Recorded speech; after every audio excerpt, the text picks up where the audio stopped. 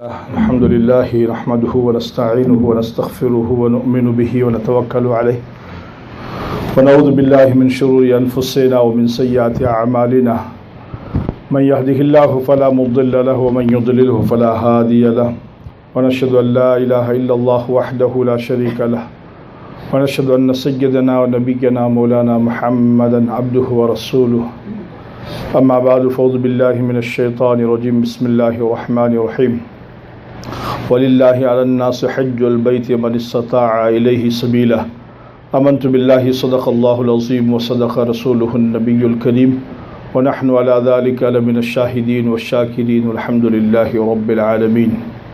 تمام حضرات مل کر درود پاک پڑھ لیں۔ الصلاۃ والسلام علیک یا رسول اللہ، الصلاۃ والسلام علیک یا نبی اللہ، الصلاۃ والسلام علیک یا نور اللہ وعلی آلک واصحابک یا رسول اللہ صلی اللہ تعالی علیہ وسلم۔ حج کا موسم آ گیا ہے اور حجاج کرام کے قافلے حرمین طیبین کی طرف رواں دوا ہے۔ اسلام میں 3 قسم کی عبادات ہے۔ ایک محض بدنی عبادت ہے، ایک محض مالی عبادت ہے، اور ایک ایسی عبادت ہے جس میں بدن بھی استعمال ہوتا ہے، مال بھی استعمال ہوتا ہے۔ خالص مالی عبادت زکوٰۃ ہے، خالص بدنی عبادت نماز ہے، اور بدنی اور مالی دونوں عبادتوں کا مجموعہ یہ حج ہے۔ لہذا جو بدنی عبادت ہے خالص، اس کے اندر نیابت نہیں ہو سکتی کہ میاں میں آج گھر پہ رہتا ہوں، میری طرف سے تو 5 رکعت نماز پڑھ لے، 5-10 رکعت میری طرف سے پڑھ لینا، عشاء میری طرف سے تو پڑھ لینا، فجر میں نہیں آؤں گا میں، میری طرف سے تو پڑھ لینا۔ تو بدنی عبادت کے اندر نیابت نہیں ہوگی کہ کوئی نائب اس کی طرف سے ادا کر دے تو وہ بری ذمہ ہو جائے گا، نہیں۔ مالی جو عبادت ہے اس میں نیابت ہو سکتی ہے۔ آپ نے زکوٰۃ نکالی اور زکوٰۃ نکال کر کے کسی کو آپ نے اپنا وکیل بنا دیا اپنے ملکوں کے اندر کہ میری اتنی زکوٰۃ ہے، میں تمہیں بھیج رہا ہوں تو اپنی طرف سے ادا کر دینا، تو مالی عبادت کے اندر نیابت جو ہے یہ ہو جائے گی۔ اب مالی اور بدنی یہ حج ہے، تو حج کے اندر جو ہے جب تک بندہ کے پاس استطاعت ہے اور وہ مفلوج الحال بدن نہیں ہوا ہے، قواس کے جو ہے کمزور نہیں پڑے ہیں، اور وہ حج کو جا سکتا ہے، اس کے پاس استطاعت ہے، طاقت ہے، تو پھر ایسی صورت میں بھی وہ نیابت نہیں کر سکتا۔ ہاں اگر جو ہے صاحب استطاعت ہے، مال دولت سب کچھ ہے، لیکن جو ہے سفر کی صعوبتیں وہ برداشت نہیں کر سکتا اور سخت قسم کا جو ہے وہ بوڑھا ہو چکا ہے، تو اب ایسی صورت کے اندر اگر وہ اپنا نائب کسی کو بنا دیتا ہے تو پھر اس کے اندر نیابت ہوتی ہے۔ لیکن اس میں نیابت کے بعد پھر اس کو استطاعت آ گئی، پھر طاقت آ گئی، تو اب اس کے اوپر لازم ہے کہ پھر اپنی طرف سے جو ہے وہ حج کو ادا کرے۔ حج اللہ تبارک و تعالیٰ نے مسلمانوں کے اوپر یہ فرض کیا ہے، لیکن شرط کے ساتھ جو ہے اس کو مشروط کیا گیا ہے۔ فرمایا وَلِلَّهِ عَلَى النَّاسِ حِجُّ الْبَيْتِ مَنِ اسْتَطَاعَ إِلَيْهِ سَبِيلًا، کہ اللہ کا یہ حق ہے کہ اس کے گھر کا حج کیا جائے اور اس کے گھر کا حج کرے، لیکن وہ جو اس تک جانے کی استطاعت رکھتا ہے، جو اس گھر تک پہنچنے کی استطاعت رکھتا ہے، جس کے پاس مال ہے، دولت ہے، سواری ہے، اس کے پاس سواری کے اخراجات ہے، واپسی تک کے نان و نفقے کا انتظام گھر والوں کے لیے اس کے پاس موجود ہے، تو اب ایسا شخص جو ہے اس کے اوپر حج کو اللہ تبارک و تعالیٰ نے لازم قرار دیا ہے۔ حج فرض ہو گیا۔ جب حج فرض ہو گیا، بندہ حج کرتا ہے۔ نبی رحمت علیہ الصلوۃ والسلام کے احادیث کا خلاصہ میں عرض کرتا ہوں۔ حضور رحمت عالم علیہ الصلوۃ والسلام نے ارشاد فرمایا جس نے حج کر لیا تو اللہ تبارک و تعالی اس کو گناہوں سے پاک فرما دیتا ہے۔ اور ایک حدیث پاک میں آقا کائنات علیہ الصلوۃ والسلام نے ارشاد فرمایا کہ حج مبرور کا ثواب جنت ہی ہے۔ حج مبرور کا کم از کم ثواب یہ ہے کہ اللہ تبارک و تعالی مقبول حج کا ثواب یہ عطا فرمائے گا کہ اس کو جنت عطا فرما دے گا۔ فرمایا جس نے حج کیا اور حج کے اندر کوئی سی قسم کا کوئی فحش کلام نہ کیا اور جو ہے بھلائی کی نیکی کا کام کیا اس کے اندر اور لوگوں کو کھانا کھلایا اچھی باتیں کی تو پھر اللہ تبارک و تعالی اس کے گزشتہ گناہوں کو معاف فرما دیتا ہے۔ نبی رحمت علیہ الصلوۃ والسلام نے ارشاد فرمایا کہ جس نے حج کیا کا رجع کا یوم ولدته امہ، کہ وہ حج سے ایسا پلٹا گویا آج اس کی ماں نے اس کو جنا ہے، یعنی جس طرح سے بچہ پیدا ہوتا ہے تو گناہوں سے پاک ہوتا ہے، اسی طرح سے اللہ تبارک و تعالی اس کو گناہوں سے پاک فرما دیتا ہے۔ تو حج اتنا عظیم ثواب کا کام ہے اور حج کرنے والا، احادیث کا مفہوم عرض کرتا ہوں، حج کرنے والا اللہ تبارک و تعالی اس حاجی کی سفارش سے 400 گھر والوں کو، اور روایت کے الفاظ مختلف ہے، 400 گھرانوں کو یا اپنے گھر کے 400 افراد کی وہ اللہ کے بارگاہ میں سفارش کرے گا اور اس کو خود اللہ تبارک و تعالی جنت عطا فرمائے گا۔ ہم لیکن ایک حدیث پاک میں آخر میں آپ کو سناؤں گا، وہ کنز الامال کی ہے۔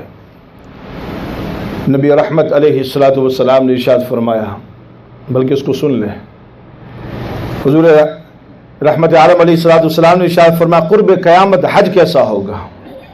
آج جو حج کے موسم آ گئے، ہر سال حج پہ، ہر سال عمرے پہ، سال میں 5 10 مرتبہ لوگ عمرے پہ جا رہے ہیں، حج کرنے کے لیے جا رہے ہیں۔ ہمسایہ بھوکا ہے، اس کا بھائی جو ہے وہ بھیک مانگ رہا ہے، گھر والے، خاندان والے، رشتہ دار، ماں باپ اس کے پیسوں کے منتظر ہے، اور میاں ہے کہ روزانہ حج کو جا رہے ہیں۔ حضور رحمت عالم علیہ الصلوۃ والسلام نے ارشاد فرمایا کنز الامال کے اندر یہ موجود ہے، فرمایا قرب قیامت جو ہے امیروں کا جو حج ہوگا وہ سیر و سیاحت ہوگی، متوسط درجے کا جو حج ہوگا یعنی جو مالی اعتبار سے بہت زیادہ امیر کبھی نہ ہوں گے بلکہ متوسط درجے کے ہوں گے تو ان کے حج جو کا مقصد جو ہوگا وہ تجارت ہوگا، مالی تجارت۔ علماء جو ہے وہ حج کے لیے جاتے رہیں گے تو قرب قیامت علماء کے حج کا عالم یہ ہوگا کہ وہ صرف ریا اور دکھاوے کے لیے حج کریں گے، اور فقیروں کا حج قرب قیامت یہ ہوگا کہ وہ بھیک مانگنے کے لیے مکہ المکرمہ پہنچیں گے۔ حضور رحمت عالم علیہ الصلوۃ والسلام نے آج کے زمانے کا نقشہ کھینچا ہوا ہے۔ آج حالات آپ دیکھ لیں کہ کس طرح حج کو پہنچے ہوئے ہیں۔ امیر کا حج جو ہے وہ سیر و سیاحت کے لیے، متوسط درجے کا حج جو ہے وہ تجارت کے لیے، علماء کا حج ریاکاری کے لیے، اور فقراء کا حج بھیک مانگنے کے لیے ہوگا۔ آج حج کرتا ہے تو انسان یہ سمجھتا ہے کہ لوگ مجھے حاجی کہیں، جب تک اس کو حاجی نہیں کہا جاتا سامنے والا انسان جو ہے وہ ناراض ہو جاتا ہے۔ ہمارے علماء نے اپنی کتابوں کے اندر جو ہے ایک بات لکھی ہے، پاکستان کے ایک بہت اندرونی جو ہے گاؤں کی، کہ ایک صاحب جو ہے حج کر کے آئے تو اس نے کہا کہ بھائی میاں حج کیسا رہا، اس کا نام لے کر کے کہا تو اس نے جو ہے نا بری بات کہی، اور اس کے بعد اس نے کہا 1 لاکھ روپیہ میں نے خرچ کیا ہے، اس کے باوجود تو مجھے حاجی نہیں کہتا، یعنی 1 لاکھ خرچ کرنے کے باوجود مجھے حاجی کا ٹائٹل تو نے نہیں دیا، سیدھا میرا نام لیا ہے۔ اور ہمارے علماء نے ایک بہت جو ہے لطیفہ لکھا ہے کہ ایک صاحب کا نام جو ہے عبد المجید تھا، وہ حج کر کے آئے تو انہوں نے کہا مجید بھائی، عبد المجید بھائی کیسے ہیں؟ ٹھیک ہے۔ کہا میں حاجی صاحب ہوں، یار ذرا نام سلیقے سے لیں۔ کہا اچھا آپ حاجی عبد المجید صاحب ہے تو پھر میں نماز عبد الحمید ہوں۔ کہا یہ نماز عبد الحمید کیا ہوتا ہے؟ کہا پھر یہ حاج عبد الحمید کیا ہوتا ہے؟ کہا میں نے حج کیا ہے تو میں حاجی ہوا کہ نہیں ہوا؟ تو نمازی نے کہا بالکل ہوئے۔ کہا یہ بتاؤ کہ تم نے حج کتنے کیے ہیں؟ کہا میں نے صرف 1 حج کیا ہے۔ کہا تو اگر 1 حج کر کے حاجی عبد المجید کہلائے تو پھر میں روزانہ 5 وقت کی نماز پڑھوں تو پھر نماز عبد الحمید نہ کہلاؤں؟ حج کرنے کا مقصد یہ ہو گیا ہے، انسان حج کرتا ہے تو حج کے ذریعے سے جو ہے اللہ کی خوشنودی حاصل کرے، اللہ کی رضا حاصل کرے۔ اور نبی رحمت علیہ الصلوۃ والسلام نے ارشاد فرمایا حج کرو تم غنی ہو جاؤ گے۔ آج حج اس وجہ سے نہیں کیا جاتا ہے کہ اتنا خرچہ ہے۔ نبی کریم علیہ الصلوۃ والسلام نے فرمایا جس کے پاس استطاعت ہو اس کے باوجود وہ حج نہ کرے تو پھر وہ یہودی ہو کر کے مرے یا نصرانی ہو کر کے مرے، یعنی وہ گمراہی کے اندر یہود و نصارہ کے برابر ہو جاتا ہے، یعنی استطاعت کے باوجود حج نہ کرنے والا اور سال بسال تاخیر کرنے والا شخص جو ہے وہ گنہگار ہے، اور اگر اسی پر انتقال ہو گیا تو پھر یہ کہ وہ یہودی ہو کر کے مرے یا نصرانی ہو کر کے مرے۔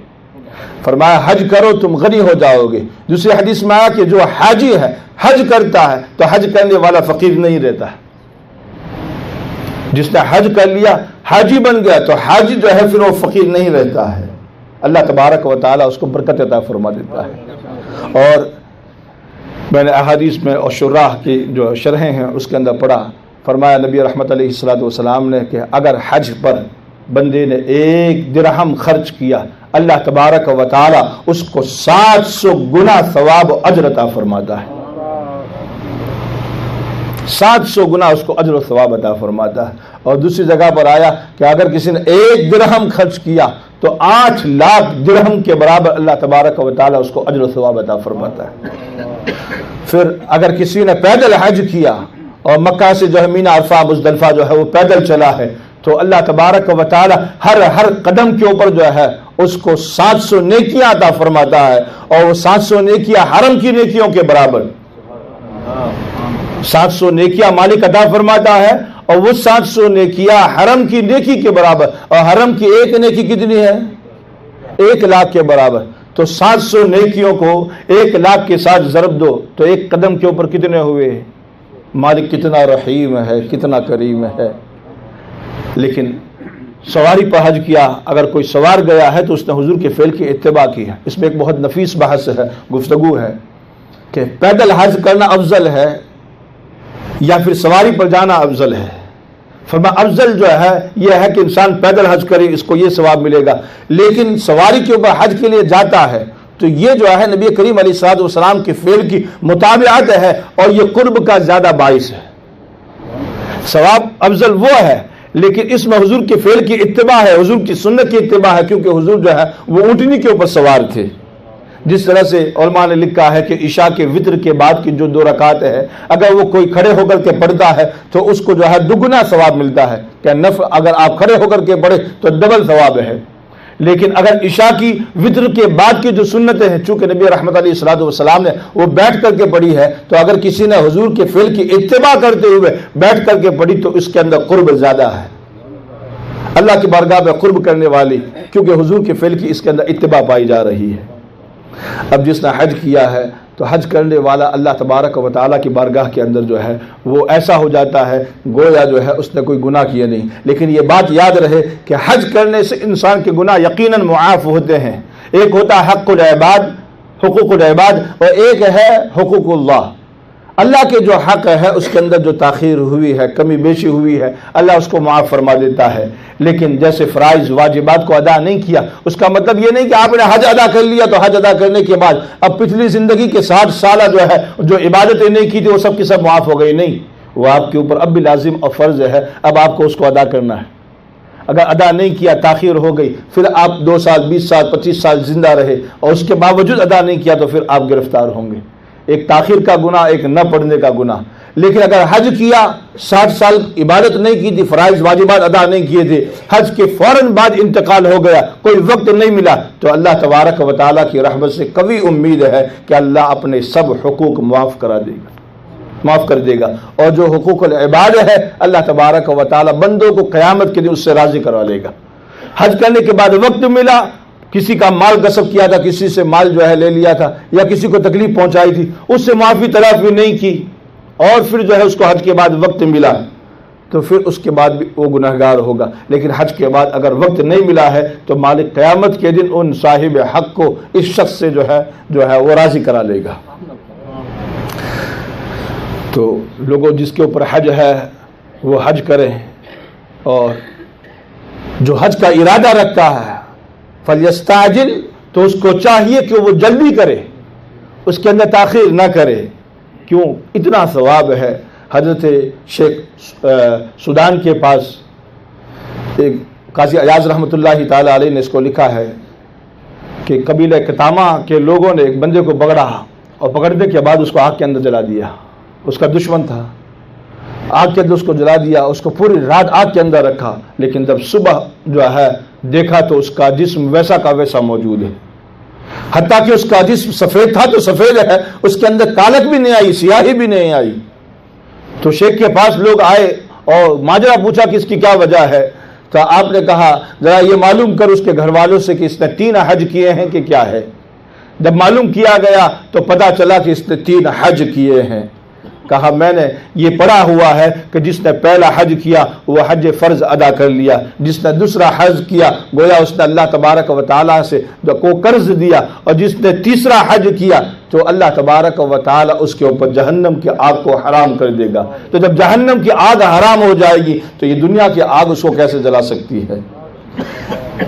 تفسیر روح البیان کے اندر آیا کہ ایک شخص نے اپنی رسی کو جو ہے آگ کے اندر ڈالا تو رسی جلی نہیں، تو غیب سے آواز آئی کہ یہ رسی کیسے جل سکتی ہے؟ اس لیے کہ یہ رسی ایک ایسے اونٹ کے ساتھ بندھی ہوئی تھی جس اونٹ کو لے جا کر کے خانہ کعبہ تک پہنچایا گیا، اور اس اونٹ نے سواری کا فریضہ 10 مرتبہ حج کے لیے کیا ہے کہ جس اونٹ کی گردن کے پر پڑنے والی رسی جو خانہ کعبہ کے پاس پہنچ جائے اللہ اس کو دنیاوی آگ کے اوپر حرام کر دیتا ہے، تو پھر جو مسلمان اس کے گھر کا طواف کر لے اللہ تبارک و تعالی اس کے اوپر جہنم کو کس طرح سے حرام فرمائے گا؟